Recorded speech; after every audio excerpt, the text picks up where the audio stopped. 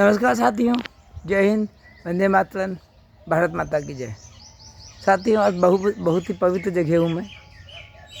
ऐसी जगह जो 1857 की क्रांति में देश का मेन गढ़ था। आप देख रहे होंगे ये तोप के गोलियां का निशान। उसके बाद ये देखिए तोप के गोलियां का निशान, देखिए तोप के गोलियों का।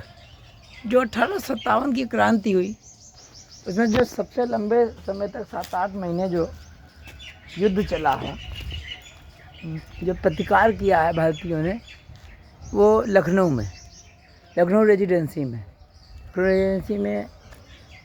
1764 में जब बक्सर का युद्ध हार गई 3 सेनाएं मिलके और ईस्ट इंडिया कंपनी जीत गई, तो फिर ये हुआ कि हर जगह एक ब्रिटिश रेजिडेंट रखा जाएगा।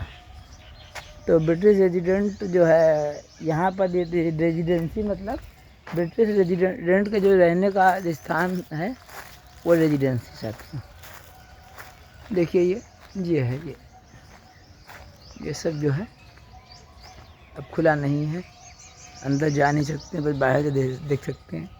देखिए ये स्ट्रक्चर है, लखौड़ी की बड़ी हुई इमारत है जो मुग़ल कालीन है।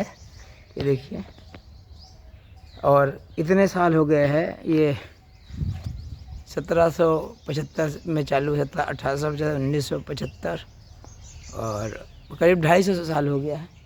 लेकिन अभी जो है उसी मजबूती हालत में खड़ी हुई है, नींव तक हिली नहीं है। जबकि यहाँ इसमें जो है उस समय सीमेंट का प्रयोग नहीं होता था और कहीं ना कहीं सरिया का बिल्कुल प्रयोग नहीं होता था। देखिए साथियों, तो और जब बेगम हजरत महल का रोल बहुत शानदार रहा था। एक समझ लीजिए कहाँ से थे, फैज़ाबाद से एक तवायफ थी, फिर इनके पिता ने इनको बेच दिया था। तो यहाँ आके वाजिद अली शाह के हरम में थी। उसके बाद अपनी मेहनत से जो इतनी क्वालिटी थी कि राजा को अट्रैक्ट किया। उसके बाद राजा जो वाजिद अली शाह था वो परी खाना कहते थे। तो हजरत महल एक टाइटिल, महक परी कहा जाता था, टाइटिल था इनका। लेकिन जब डलहौजी गवर्नर हुए तो उन्होंने जो है कहा कि अवध जो है चेरी है, लीची है, इसको हमको खाने को मिलेगा। जब कुछ नहीं मिला, वो राज हड़पने की नीति वगैरह कुछ नहीं लगी, तो इन पर कुशासन का आरोप लगा दिया और वाजिद अली शाह को वहाँ भेज दिया, खेलकटा। तो ऐसे समय जो इनकी रानी थी वो बेगम हजरत, उन्होंने अंग्रेज़ों के ख़िलाफ़ 1857 में मोर्चा लिया, जैसा कि झांसी की रानी ने वहाँ लिया था झांसी में। तो उससे भी बड़ा मोर्चा था और कई महीने उनके नेतृत्व में जो हर आदमी, दुकानदार है, किसान है, सब्जी वाला है, हर आदमी खड़ा हो गया था। ये समझ लीजिए उनका लड़का ब्रिटिश कद्र जो था, नाबालिग था, उसके नाम पर शासन चला है कई महीने। उसके नाम पर जो ऑर्डर फरमान जारी होते थे। ये तो एक क्रांति का बहुत बड़ा प्रतीक रहा है किसी समय। गौरव की बात है कि हमारे आज के लिए उन्होंने अपने उस समय जान हथेली पर लेकर लड़े, काफ़ी लोग शहीद हो गए साथियों। ये देखिए बेगम लेडीज़ क्वार्टर्स, देखिए ये लेडीज़ क्वार्टर लिखा हुआ है इसमें। लेडीज़ों के रहने के क्वार्टर वगैरह थे। देखिए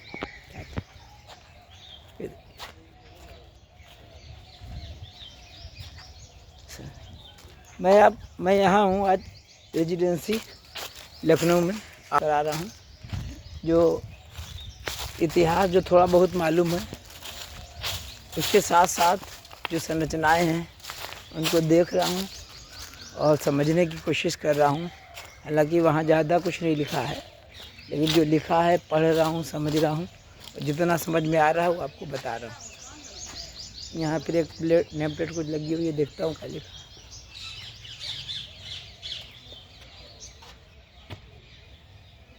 ओम मैनले हाउस, ओम मैनले हाउस, एक मार्बल की जो है नेम प्लेट लगी हुई है। उस समय का मार्बल इतना अच्छा होता था, कितने साल जो है अभी भी चल रहा है। देखिए, देखता हूँ यहाँ कुछ है, क्या है।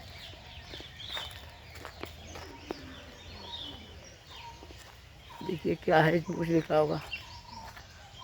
ये ओम, यह 2 मंजिला इमारत जो जुडिशियल कमिश्नर ओमनी का निवास स्थान था, उनकी मृत्यु 5 जुलाई 1857 को तोप का गोला लगने के कारण हुई।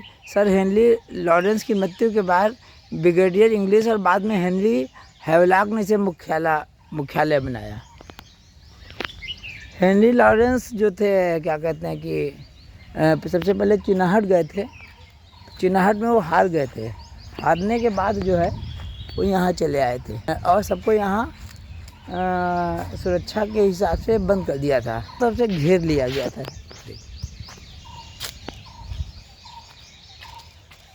देखिए साथी, ये सब काफ़ी टूट गई है। इमारत जो है ये काफ़ी टूट गया है। ये देखिए, थोड़ी बहुत चीज़ें बची हुई हैं। देखिए, पूरा एक कॉलोनी थी बेसिकली, ये रेजिडेंसी जहाँ रहते थे तो पूरी एक कॉलोनी बन जाती थी। शायद एक कुआं है, ये देखिए, कुछ नहीं इसी तरह की कोई स्मारक है। देखिए,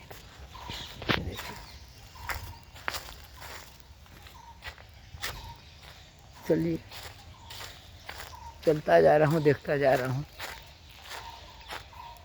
बहुत भयंकर युद्ध था ये 1857 का। कई महीने तक युद्ध चलता रहा यहाँ पर। इतना बड़ा युद्ध कहीं हुआ ही नहीं है।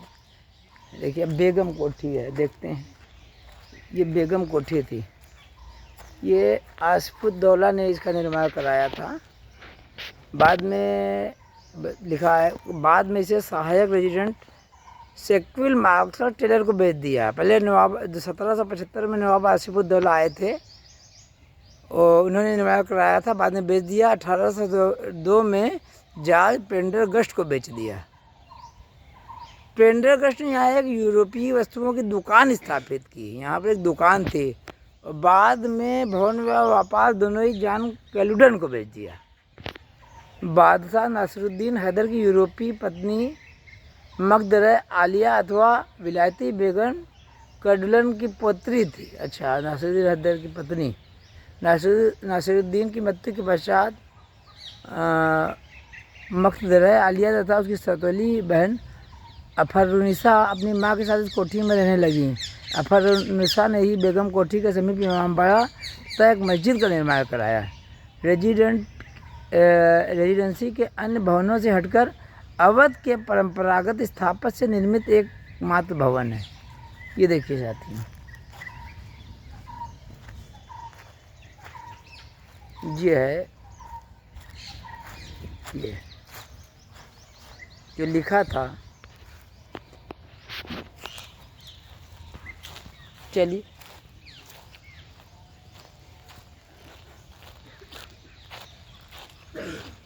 आते हैं।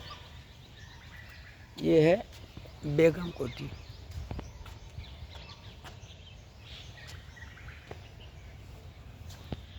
देखिए, किचन है। ये देखिए, ये है एक, अब आया है किचन था।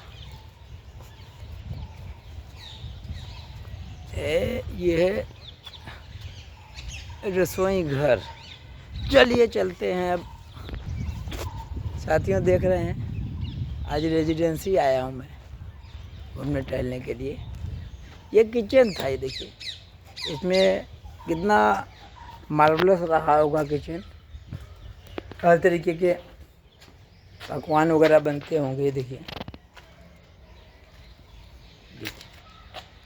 देख रहे हैं आप, देखिए लकड़ी देखिए भले ही गल गई है लेकिन कायम है अभी तक। ये देखिए हमारे स्वाभिमान का प्रतीक है, जिन्होंने जो है हमारे लिए जो है कुर्बानी दी, कितने समय लड़े। ये देखिए, ये देखिए इस तरीके से क्षति वगैरह पहुंची थी। और जो चिन्हार की लड़ाई हुई थी हेनरी लॉरेंस से छीन लिया था सब इन लोगों ने। तो ये कहीं ना कहीं जो है हमें अपने स्वतंत्रता की याद दिलाता है कि हमें स्वतंत्रता कैसे छीनी, रिसर्च से उसकी याद दिलाता है साथी।